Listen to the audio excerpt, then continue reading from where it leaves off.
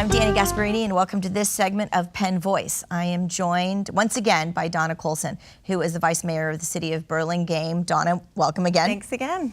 If our viewers didn't see our previous conversation, we were talking about transportation and housing with the City of Burlingame. So I encourage all of our viewers to go look up that conversation. There's a lot happening in Burlingame with regard to the housing conversation and the need for all types, all levels of housing. But today we're going to talk about clean energy. Yay. We're going to talk about emissions and how we get to green buildings. Which again, Burlingame is a leader in setting the example for not only local but also in the state. So let's first talk about Peninsula Clean Energy. I'm wondering if our viewers even know we've we've switched over to Peninsula Clean Energy. But tell us a little about it. So so this is a joint power authority, and it's all 21 and the cities and the county. And we've gotten together and we are now purchasing clean energy for you, and we are doing it at a rate that is 5% below what you would pay if you were working with PG&E. So we're really proud to say that only about 2% of our population opted out. And right now what we're doing some work around is getting people to opt up to Eco 100, which is our 100% greenhouse gas free and 100% so greenhouse gas free product that we now have, and renewable, 100% renewable. And this is really important because we have a climate action plan, as does the county and all cities. And in order to meet this is one of the best ways that we're going to be able to do it, is getting everybody into this clean energy. So tell us give us some examples of what would be included in an Eco 100 plan. So right now in Eco 100, it's mainly wind powered, but we're adding in some solar. We're trying to buy all of our energy as close as we can to San Mateo County, so mostly in the state of California, but we would also have some small hydro in there. And one of the most important things that we're working on is, as we get this program up and running, we are now looking to do some work in local communities around, for example, getting some EV chargers set up and helping low-income communities to meet their needs. And I think that's going to be one of the great things that's going to happen, is local control, helping local people be more green. And EV chargers is really an interesting question because we're moving to more electric vehicles. We need 250,000 EV chargers in the state of California to meet the demand for EV cars. Guess how many we have right now? 100,000. 15,000. So we got a long way to go. We have a long way to go. So that means people are plugging in at home. They're plugging in at home. And to meet the demand for electric cars, we're going to have more of those. In Burlingame, we're really proud to say, we were just awarded 6 EV chargers from a new program that came out that's trying to help local cities put in electric vehicle. We're going to put them off of our Broadway street, our shopping district. And we think it's going to be a great way for people to pull off, charge your car on the way home, avoid your traffic, and have a dinner down on Broadway, and then get back in your car and head home. So, I mean, the location for the EV charging stations is so important, for sure. So when you talk about the Eco 100 program, is that a goal that the cities have for their own infrastructure, their own park and rec, their own city hall, or is that something that you hope then will get down to the granular level, meaning each resident? So both. So the City of Burlingame was an early adopter. We are all now Eco 100, so when you come to the library, when you go to the park and rec, when you go to the police station, we're all using 100% Eco 100 so energy. Meaning you're either powered by solar, you're powered by wind, you're powered by hydro, you're powered by something other than the traditional electricity. Nuclear, those kind of dirty energy, So we're really excited about that. And and then what we're doing is we have a Citizens Environmental Council and a group of local citizens that have created this great website, and they're encouraging everybody to opt up and tell your story about why you opted up, whether it was for your kids or the environment or whatever. And it's a real grassroots effort, and I'm just so proud to see our citizens getting so involved in that and really pushing it along. We want to be a leading green energy city in the peninsula, and we have a huge bayfront, so sea level rise is an important issue for us and something we're going to have to tackle in the future.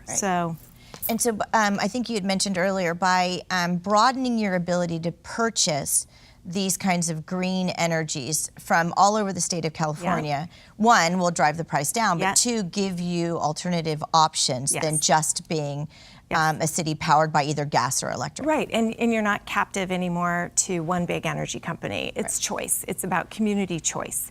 And if we can keep our rates 5% lower in our regular normal product than PG&E, so PG&E raised their rates about 7%, so ours are going up, but relative to PG&E, we're going to be down. And that's one of our goals and our stated goals as an organization. And PG&E is still a vital part of our community with regard to supplying energy. They deliver all We're just the saying energy. that there are some other choices now They deliver too, all the energy, and they're a really good partner of ours, and they actually handle all of our billing. So yes. And that's their forte, is the delivering of energy. They're a very good partner on So that. I want to move into all of the providing efficient energy. Energy that isn't that is climate tested.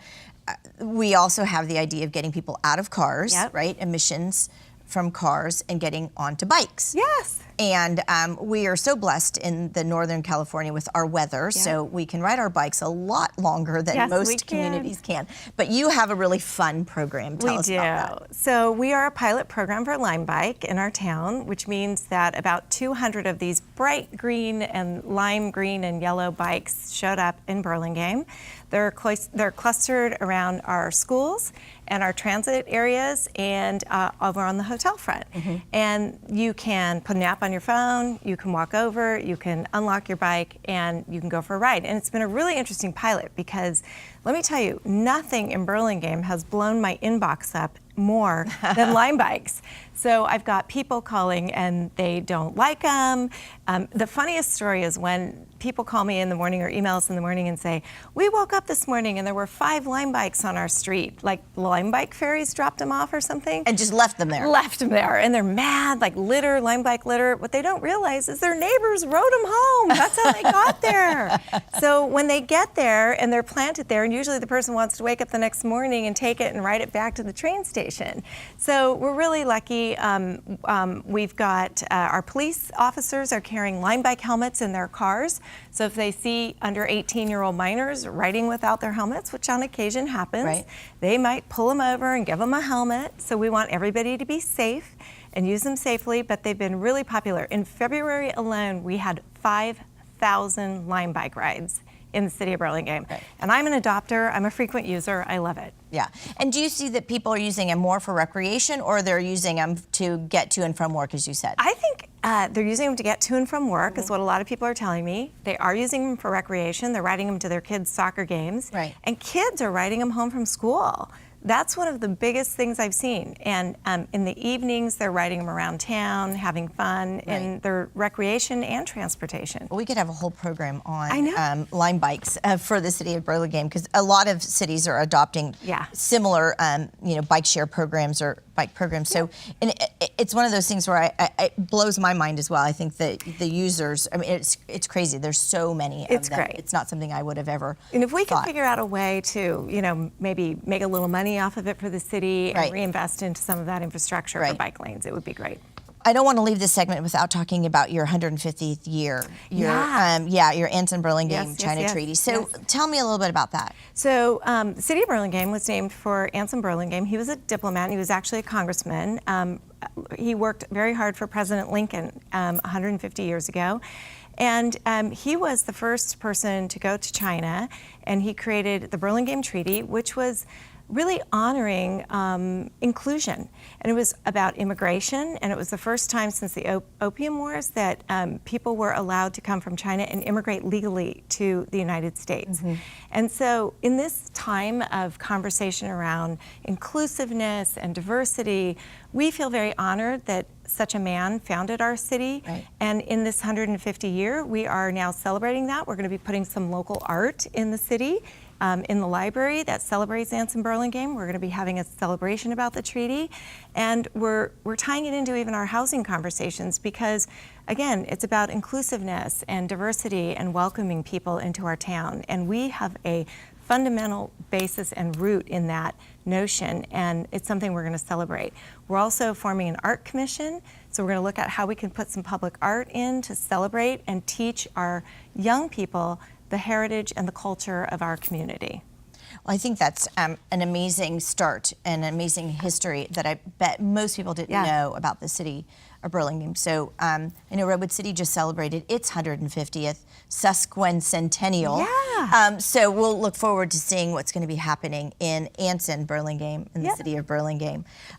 We don't have time to talk about the post office, which I know something you and I wanted to talk about because things are happening. Yes, they are. In and around that post office that I know people will want to jump on your website and see take some a look. snippets. Take a look. We're doing some work around that.